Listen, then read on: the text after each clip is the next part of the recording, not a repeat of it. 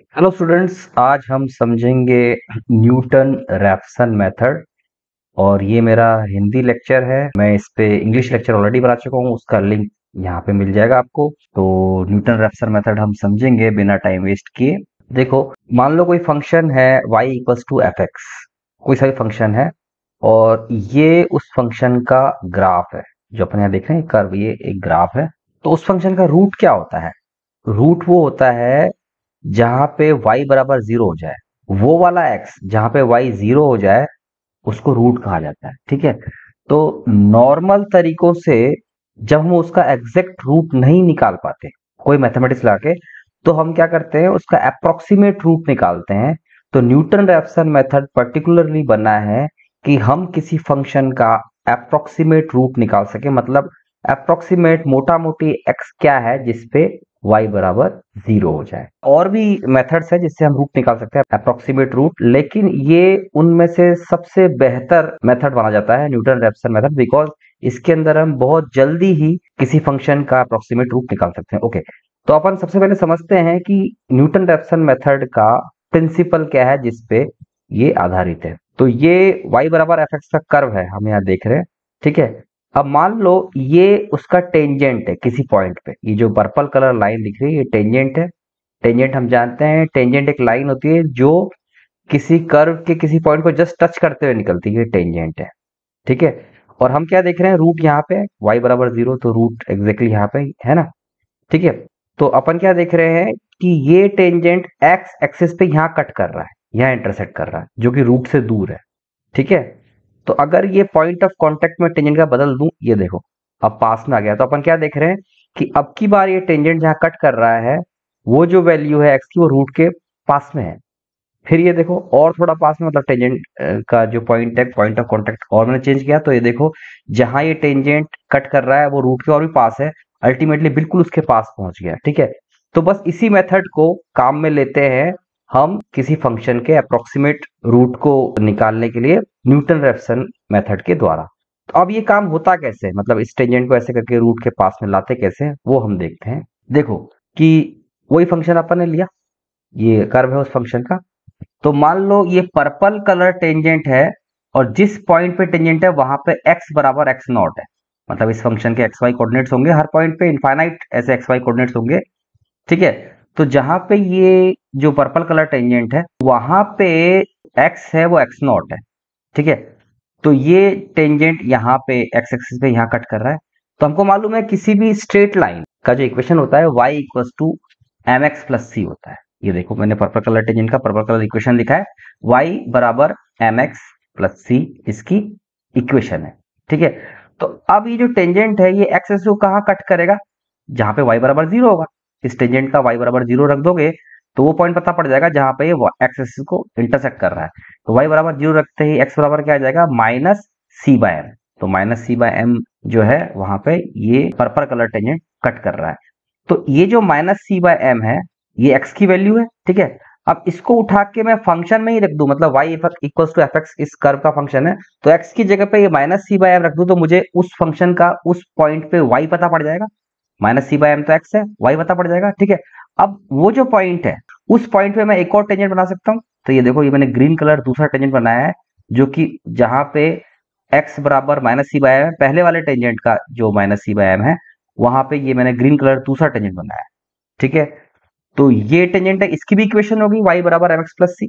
ठीक है। और ये भी कहीं एक्स एक्सिस को काट रहा होगा, ये देखो यहाँ कट कर रहा है जो कि रूट के पास में है। ठीक है।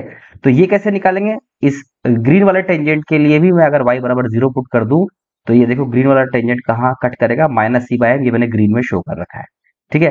अब इसका माइनस सी बाय एम भी अगर मैं एफ एक्स में पुट कर दूं तो मुझे y पता पड़ जाएगा इस कर्व का। ठीक है।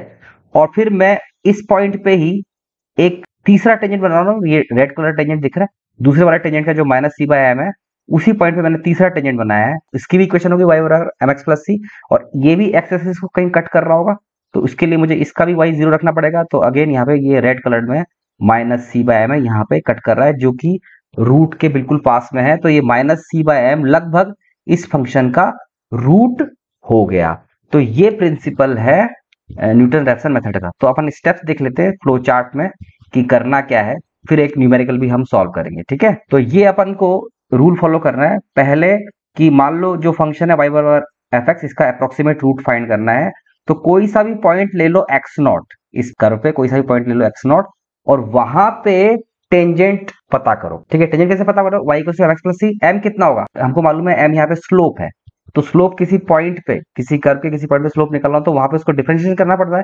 तो यहाँ पे एफ डैश एक्स यानी d f x by d y करेंगे तो m पता पड़ जाएगा, और y और x की वैल्यू रख देंगे उस पॉइंट वाली, तो अपन को c पता पड़ जाएगा, तो टेंजेंट की इक्वेशन हमको पता पड़ जाएगी। ठीक है, उसके बाद क्या करेंगे, इस y की जगह 0 रखेंगे। उस केस में जहां पे टेंजेंट x एक्सिस को कट कर रहा है वो माइनस सी बाय पॉइंट आएगा। ठीक है, अब माइनस सी बाय एम को उठा के एफ एक्स में ही डाल देंगे। ठीक है, जो कि अपन ने पहले किया, माइनस सी बाय एम जो है उसको उठा के एफ एक्स में डाल देंगे। तो अगर ये जो माइनस सी बाय एम मैंने एफ एक्स में डाला, अगर y बराबर लगभग 0 हो जाता है तो ठीक है, नहीं तो क्या करो कि अब की बार फिर से ये प्रोसेस रिपीट करो, लेकिन इस बार x नॉट की जगह माइनस सी बाय एम पुट करो। ये यहाँ पे मैंने ये तो बताया कि माइनस सी बाय एम पुट करना है x नॉट की जगह, और वहां पर नया टेंजेंट बनाना है। ठीक है, फिर से नया टेंजेंट बनेगा, फिर से y बराबर 0 पुट करो, फिर से x बराबर माइनस सी बाय एम आएगा। ठीक है, फिर उसको y बराबर एफ एक्स में x की जगह ही पुट कर दो उस माइनस सी बाय एम को, फिर से चेक करो कि क्या y बराबर लगभग लगभग 0 हो गया है, नहीं हुआ है। तो इस बार जो नया माइनस सी बाय एम आएगा उसको फिर से एक्स नॉट की जगह पे पुट करके फिर से एक टेंजेंट बनाओ, जैसे तीसरा टेंजेंट बनाया। ठीक है, उसका भी कोई ना कोई माइनस सी बाय एम आएगा, जहां पे वो एक्सेस काट रहा है उसको उठा के y बराबर एफ एक्स में रखेंगे। अब की बार अगर वो 0 के बिल्कुल पास में आ गया है तो हम मान लेंगे कि हमारा रूट जो है वो लगभग अप्रोक्सीमेट रूट निकल गया है। ठीक है, और यही न्यूटन रैप्सन मेथड का साइक्लिक प्रोसेस फॉलो करना है। तो अब हम एक क्वेश्चन लेंगे और उसे सॉल्व करेंगे इसी मेथड से। अब क्वेश्चन ये है कि find the approx root of a function. ये जो फंक्शन है y बराबर e to the power x plus x.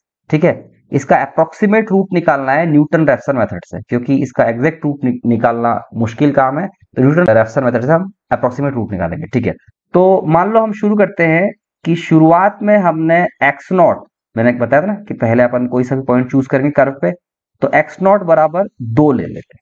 मतलब x 2 लिया है, तो अगर मैं यहाँ पे x बराबर 2 पुट करूं तो y बराबर, ये मैंने कैलकुलेट करके रखा हुआ है, 9.389 आएगा। अब इस पॉइंट पे अपन को टेंजेंट बनाना है, और टेंजेंट की इक्वेशन होती है y equal to mx plus C. तो m कैसे निकलेगा, इस फंक्शन का डिफरेंशिएशन करेंगे और ये पॉइंट x बराबर 2 उसमें पुट करेंगे तो हमको उस पॉइंट का स्लोप मिल जाएगा। तो ये देखो, मैंने अगर इसका डिफरेंशिएशन किया जाए dy बाई डी एक्स, तो ये आ जाएगा e to the power x plus 1।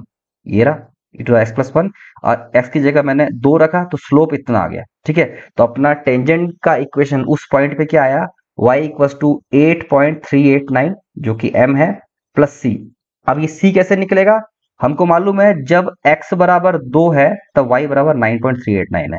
इन दोनों वैल्यूज को यहाँ पुट कर दो, x बराबर 2 और y बराबर 9.389, तो c की वैल्यू आई -7.389। तो अपना टेंजेंट का इक्वेशन आया y equal to 8.389x minus 7.389। ठीक है, अब ये टेंजेंट x एक्सिस को कहाँ कट करेगा, ये टेंजेंट है x एक्सिस को कहाँ कट करेगा, माइनस सी बाय एम पे। वहां पे y बराबर 0 पुट करके ऐसे करते हैं, तो माइनस सी बाय एम आया 0.880।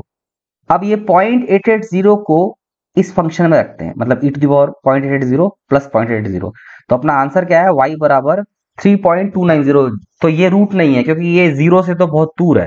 ठीक है, तो ये जो है अपना अप्रोक्सीमेट रूट नहीं आया। अब क्या करो, जो x नॉट अपन ने पहले आर्बिट्ररी 2 लिया था, अब की बार यही ले लो 0.880, जैसा कि यहाँ मैंने बताया था, उसी माइनस सी बाय एम पे नया टेंजेंट बनाओ। ठीक है, तो ये मैंने पुट किया x बराबर, तो y कितना आ गया, e to the power 0.880 plus 0.880, तो 3.290 आया। ठीक है, तो अब इस पॉइंट पे नया टेंजेंट बनाना है, तो इसका जो डिफरेंशिएशन किया है dy by d x m निकालने के लिए, तो e to the power x plus 1 है, तो x की जगह पे ये 0.880, तो ये आया 3.41। तो अपना जो टेंजेंट का इक्वेशन बना वो बना y बराबर 3.41 x प्लस सी। अब c कैसे निकालेंगे, जब x बराबर 0.880 है तब y बराबर 3.290, ये दोनों यहाँ वैल्यूज रख देंगे, c आ गया, तो ये नई टेंजेंट की इक्वेशन आ गई y बराबर 3.41x प्लस 0.29। अब फिर से हम ये देखेंगे कि ये टेंजेंट x एक्सिस को कहाँ कट कर रहा है, वो अगेन उसके लिए भी माइनस सी बाय एम, ये y बराबर 0, तो माइनस सी बाय एम आ गया -0.085। ठीक है, आप इसको उठा के इसी फंक्शन में चेक करेंगे, -0.085 x की जगह रखेंगे, तो y बराबर आ गया 0.833। अभी 0 के पास में जा रहा है, मतलब y बराबर 0 के पास में जा रहा है, स्टिल अभी और गुंजाइश है, हम और एक्यूरेट रूट निकाल सकते हैं। अब क्या करो, तो हम इससे सेटिस्फाई नहीं है, तो अब हम क्या करेंगे, -0.085 को एक्स नॉट की जगह रख दिया, ठीक है। तो -0.085 को यहाँ पुट किया तो y बराबर ये आ गया। अब इस पॉइंट पे नया टेंजेंट बनाने के लिए क्या करेंगे, यहाँ इस पॉइंट पे स्लोप निकालेंगे, तो dy by d x e to x plus one, x की जगह -0.085 रखा तो 1.918 आ गया, ठीक है। तो y बराबर 1.918 एक्स प्लस सी, सी कैसे निकालेंगे, जब x बराबर -0.085 है तो y बराबर 0.833 है, तो वो दोनों वैल्यूज पुट करी तो c बराबर 0.996 आ गया। तो ये अपना तीसरा टेंजेंट बन गया। अब ये एक्स एक्सिस को कहाँ कट करेगा, y बराबर 0 पुट कर देंगे तो वही -c/m आएगा। तो ये मेरा निकल के आया -0.519। अब अगर इसको मैं उठा के इस फंक्शन में रख दूं x की जगह पे, तो y बराबर 0.076 आ रहा है, जो कि जीरो के बहुत पास में है। तो अप्रोक्सीमेटली हम मान सकते हैं कि ये इस फंक्शन का अप्रोक्सीमेट रूट है, ठीक है। तो इसी तरीके से हम और भी क्वेश्चन सॉल्व कर सकते हैं। तो आशा करता हूं कि आपको ये न्यूटन रैप्सन मेथड इस छोटे से लेक्चर से समझ में आया होगा। धन्यवाद।